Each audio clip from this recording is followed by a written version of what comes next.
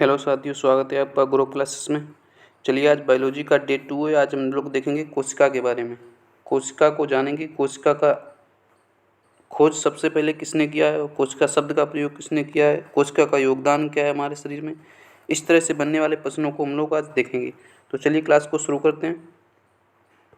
सबसे पहले देखेंगे कि कोशिका कोशिका का शब्द का प्रयोग सबसे पहले किसने किया है। इस शब्द का प्रयोग सबसे पहले ऑस्कर हर्टविग, यानी कि कोशिका शब्द का प्रयोग सबसे पहले ऑस्कर हर्टविग ने किया।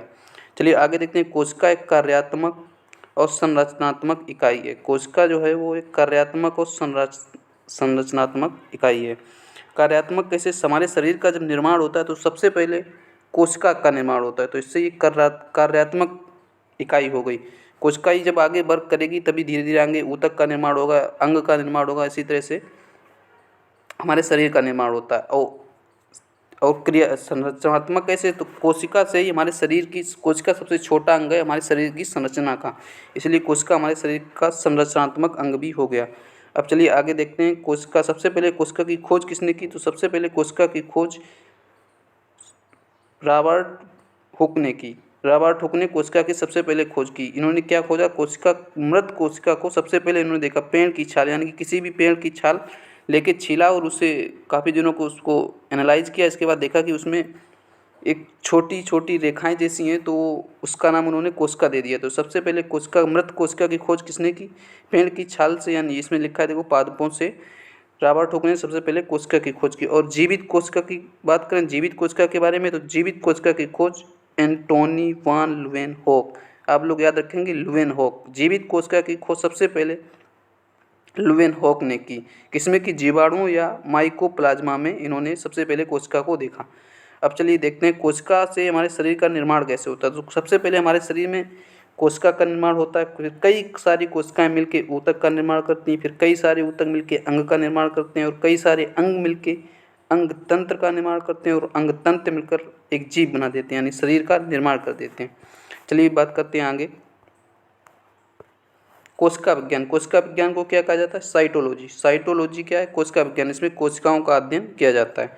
अब चलिए आगे देखते हैं। फादर ऑफ इंडियन साइटोलॉजी, यानी कि भारतीय कोशिका विज्ञान के जनक किसे जाना जाता है? तो A.K. शर्मा हैं, उन्हें भारतीय कोशिका विज्ञान का जनक कहा जाता है। आगे देखते हैं। पहली बार कोशिका में केंद्रक के बारे में रॉबर्ट ब्राउन ने बताया, यानी कोशिका में केंद्रक भी होता है, उसको सबसे पहले किसने बताया? रॉबर्ट ब्राउन ने कोशिका में केंद्रक के बारे में बताया। अब रॉबर्ट हुक की एक बुक है जिसका नाम है माइकोग्राफिया। इसे याद रखेंगे, कई बार एग्जाम में पूछी गई, इसे मार्क कर लेंगे। माइकोग्राफिया, माइकोग्राफिया रॉबर्ट हुक की एक बुक है। आगे देखते हैं। आगे, कोशिका में जीव द्रव्य यानी कि प्रोटोप्लाज्म होता है। कोशिका में जो प्रोटोप्लाज्म होता है उसे सबसे पहले किसने बताया? तो इसे सबसे पहले पुरकिंजे नामक एक वैज्ञानिक हैं, उन्होंने बताया कि कोशिका के अंदर एक जीव द्रव्य भी होता है। अब चलिए आगे देखते हैं। ये दिया गया कोशिका का चित्रण, कई सारी स्मॉल रूम ऑफ सेल, इन सेल के बीच में ही प्रोटोप्लाज्म यानी कि जीव द्रव्य भरा होता है। अब चलिए आगे देखते हैं। जीव द्रव्य एक जीवन का आधार है, इसे किसने कहा है? हक्सले। हक्सले नामक एक वैज्ञानिक हैं, इन्होंने कहा है कि जीव द्रव्य जो होता है वो जीवन का आधार होता है, यानी कि जीव द्रव्य हमारे जीवन के लिए, हमारे जीवन को चलाने के लिए, हमारी लाइफ को चलाने के लिए बहुत ही इंपॉर्टेंट है। चलिए आगे देखते हैं। आगे कोशिका सिद्धांत। कोशिका सिद्धांत सबसे पहले किसने दिया? कोशिका सिद्धांत दिया सबसे पहले स्लाइडर और स्वान, दो वैज्ञानिक थे, इन्होंने कोशिका सिद्धांत का प्रतिपादन किया। अब देखते हैं कोशिका सिद्धांत है क्या। कोशिका सिद्धांत में इन्होंने बताया कि सबसे पहले बताया कि सभी जीव कोशिका से बने होते हैं, यानी सभी जीवों का निर्माण कोशिका से होता है। और आगे बताया कि कोशिका संरचनात्मक और संगठनात्मक इकाई है। और आगे देखते हैं और क्या है कोशिका सिद्धांत। और इन्होंने तीसरा पॉइंट में इसमें बताया सिद्धांत में कि कोशिकाएं अपने पूर्ववर्ती कोशिकाओं से बनी होती हैं, यानी हमने अभी आपको बताया कि कई सारी कोशिकाएं, पहले कोशिका थी, इससे 2 कोशिकाएं निकली, फिर इससे 4 कोशिकाएं निकली, इसी तरह से कई सारी कोशिकाओं का निर्माण अपनी पिछली वाली कोशिकाओं से होता है। वही इसमें बोला गया कि पूर्ववर्ती कोशिकाओं से ही इनका निर्माण होता है कोशिकाओं का। चलिए आगे देखते हैं। आगे दिया गया है कि नोट्स दिया है, इसे आप लोग इम्पोर्टेंट कर लेंगे कि विषाणुओं पर कोशिका सिद्धांत लागू नहीं होता है, क्योंकि वायरस जो होता है वो प्रोटीन से मिलकर बना होता है, तो उसमें कोशिका नहीं पाई जाती, इसलिए जो ये सिद्धांत है कोशिका सिद्धांत वो विषाणुओं पे लागू नहीं होता है। तो सबसे छोटी कोशिका और सबसे बड़ी कोशिका के बारे में जानेंगे। ये भी कई बार एग्जाम में पूछा जा चुका है पॉइंट, चलिए इसे देख लेंगे। लार्जेस्ट कोशिका यानी कि सबसे बड़ी कोशिका कौन सी है, तो शुतुरमुर्ग का अंडा जो है वो सबसे बड़ी कोशिका है। शुतुरमुर्ग का अंडा, इंपॉर्टेंट मार्क कर लेंगे इसे।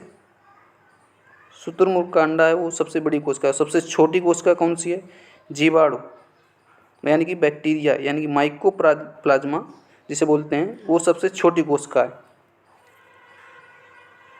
चलिए आगे देखते हैं। आगे जो मनुष्य यानी कि मनुष्यों में सबसे बड़ी और सबसे छोटी कोशिकाएं कौन कौन सी होती हैं उन्हें देखें। तो मनुष्यों में सबसे बड़ी कोशिका होती है अंडाणु यानी कि ओवरी। फीमेल में जो एग ओवुलेशन होता है वो सबसे बड़ी कोशिका है। अब चलिए आगे देखते हैं। मनुष्य में सबसे छोटी कोशिका, बात करें मनुष्य में सबसे छोटी कोशिका की, तो जो मेल होते हैं उनमें जो शुक्राणु होते हैं वो शुक्राणु सब मनुष्यों में सबसे छोटी कोशिका होती है। चलिए आगे देखते हैं। आगे सबसे लंबी कोशिका कौन सी होती है, सबसे लंबी कोशिका होती है मनुष्य के ब्रेन में न्यूरॉन पाया जाता है। तो न्यूरॉन सबसे लंबी कोशिका होती है मनुष्य के शरीर में। सबसे ज़्यादा पुनरुद्भवन की क्षमता, पुनरुद्भवन मतलब रीजनरेशन यानी कि दोबारा से जिसको काट दिया जाए इसके बाद दोबारा से प्रॉपर अपनी स्थिति में आ जाए, उसे कहते हैं पुनरुद्भवन की क्षमता सबसे ज़्यादा किसमें होती है, तो वो होती है लीवर में। इसलिए लोग लीवर को दान कर देते हैं, ट्रांसप्लांट करवा देते हैं, किसी दूसरे को दे देते हैं अपना लीवर। इसके बाद उनका लीवर भी धीरे धीरे थोड़ा कुछ समय के बाद फिर अपनी उसी कंडीशन में आ जाते हैं। यानी कि लीवर में जो पुनरुद्भवन या रीजनरेशन की क्षमता होती है वो सबसे अधिक होती है। अब बात करें रीजनरेशन क्षमता सबसे कम किस में होती है, तो रीजनरेशन क्षमता है वो सबसे कम होती है न्यूरॉन्स में। यानी कि जो दिमाग में हमारे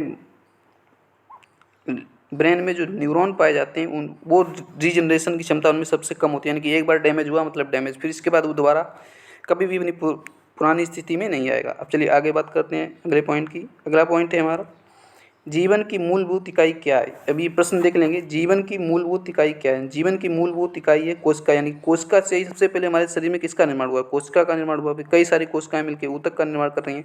तो सबसे छोटी या सबसे मूलभूत यानी जो सबसे जरूरी है वो क्या है, कोशिका। कोशिका से ही धीरे धीरे हमारे शरीर का निर्माण हुआ है। तो सबसे मूलभूत इकाई क्या हो गई, कोशिका। कोशिका हमारे शरीर की सबसे मूलभूत इकाई है। चलिए आगे देखते हैं। अगला प्रश्न है हमारा, एक पशु के शरीर में सबसे बड़ी कोशिका क्या है। तो न्यूरॉन जो होता है वो एक पशु के शरीर में सबसे बड़ी कोशिका है, और यही न्यूरॉन जो है ये मनुष्यों के शरीर में सबसे छोटी कोशिका है, और इसकी रीजनरेशन पावर जो होती है वो सबसे कम होती है। चलिए बात करते हैं अगले क्वेश्चन की। कौन सा जीव कोशिका सिद्धांत के अनुरूप नहीं है। अभी आपको मैंने बताया था कि वायरस जो होता है उस पर कोशिका सिद्धांत लागू नहीं होता है। यानी कि इस प्रश्न का आंसर वायरस एकदम सही हो जाएगा। तो फ्रेंड्स ये थी आज की क्लास। कैसी लगी क्लास आपको कमेंट बॉक्स में ज़रूर बताएंगे। अगली क्लास आपको कोशिका के ऊपर भी एक क्लास और है वो भी दी जाएगी जल्दी। तो अगर आपको वीडियो पसंद आता है तो वीडियो को लाइक करें, और ग्रुप क्लासेस को ज़्यादा से ज़्यादा सब्सक्राइब करें। मिलते हैं नेक्स्ट वीडियो में, तब तक के लिए जय हिंद, थैंक यू।